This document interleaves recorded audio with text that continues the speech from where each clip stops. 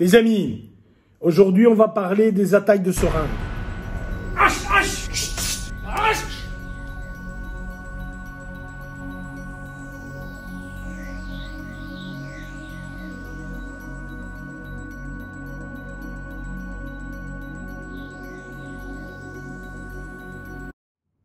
Comme vous le savez, il y a une recrudescence d'attaques de seringues. On donne des coups de seringue aux gens.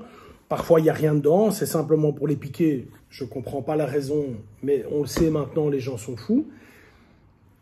Ou il y a dans ces seringues, malheureusement, des substances qui font que tu tombes KO et ensuite on te détrousse, si pas plus.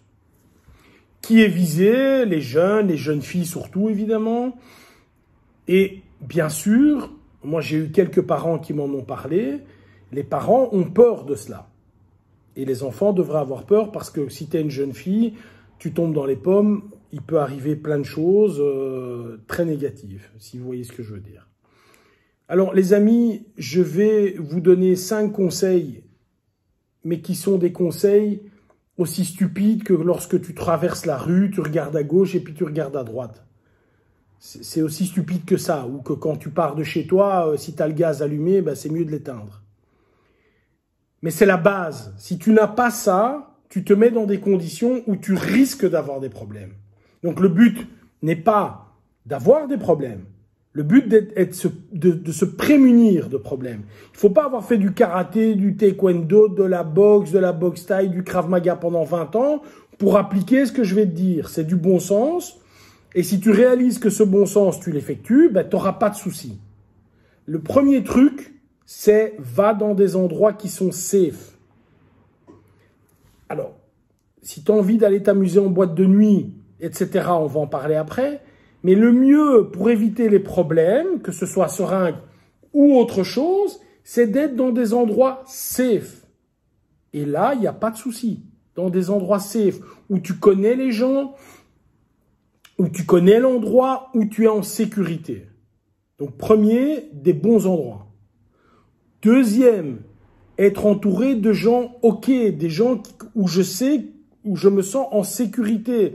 Si je suis entouré d'amis, ben je sais que personne va venir me piquer avec une seringue, ou venir m'agresser, ou venir me voler mon portefeuille. C'est d'une évidence crasse, mais c'est la base encore une fois. Essaye d'être entouré de bonnes personnes. Évite, dans ces moments-ci, d'aller dans des endroits où tu ne connais personne. Troisième point, et là c'est plutôt pour les gens qui se baladent en rue, dans le métro, dans les bus, etc. Arrêtez. Et ça, c'est un principe de self-défense générale, de vous balader avec vos écouteurs dans les oreilles et la musique à fond. Vous perdez un sens hyper important qui est l'ouïe et tu n'es plus concentré que ce qui se passe devant toi. Tu n'as aucune idée de ce qui se passe sur les côtés, tu n'as aucune idée de ce qui se passe dans ton dos. Tu deviens une victime. Alors certains me disent, oui, mais je mets les écouteurs pour être sûr qu'on m'ennuie pas. Si c'est vraiment le cas, mets tes écouteurs, ne mets pas la musique.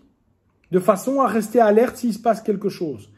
En plus, quand tu te balades dans le trafic, le fait de ne pas écouter ce qui se passe, c'est super dangereux aussi pour le trafic. Il y a aujourd'hui des gens qui ont des voitures électriques, j'en ai. Ça fait déjà pas beaucoup de bruit.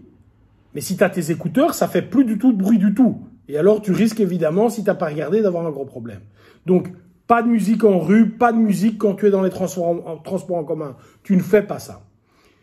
Quatrième point, quand tu es dans un endroit que tu ne connais pas, veille à être dos au mur, dos au bar, dos à une vitre, dos à quelque chose, de façon à ce que ce qui se passe derrière, je ne dois pas checker. Si je suis ici, vous voyez les panneaux derrière moi, ben, les panneaux sont derrière moi, ben, il n'y a personne qui sait venir. S'il se passe quelque chose, c'est fondamentalement sur 180 degrés devant moi.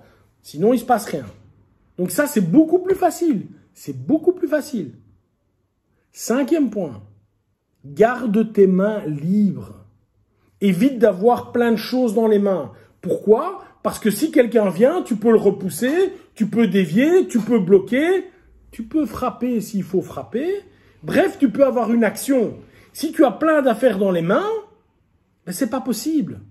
D'ailleurs, Petite anecdote, je vois ces bodyguards de stars américaines qui finalement sont des porteurs. Hein, elles vont faire des courses et tu vois le bodyguard qui a 1000 affaires dans ses mains. Mais non, c'est pas possible. Si tu es bodyguard, tu peux pas avoir quelque chose dans les mains. Tu dois savoir travailler s'il se passe quelque chose.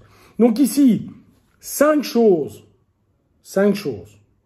qui vont garantir que tu es une victime. Va dans des endroits qui sont pas safe. Fréquente des gens que tu connais pas. Aie de la musique dans les oreilles. Balade-toi en plein milieu d'un endroit que tu connais pas, sans avoir de protection au dos au mur, etc. Et veille à avoir les mains chargées. Et tu es une victime née. Tu es une victime née. Donc ça, il ne faut pas faire. C'est simple, pas le faire. À l'inverse, si tu veux être en meilleure protection, dans les endroits que je connais, avec des gens que je connais, pas de musique dans mes oreilles, je suis aware de ce qui se passe autour de moi. J'essaye le plus possible d'être dos à quelque chose. Ça peut être dos à mes amis aussi, hein, de façon à ce que quoi qu'il se passe, je ne dois plus regarder sur 360 degrés, mais limiter mon regard à 180. Et j'ai mes mains libres, de façon à ce que je puisse agir s'il se passe quelque chose. J'espère que je vous ai aidé. Bye bye.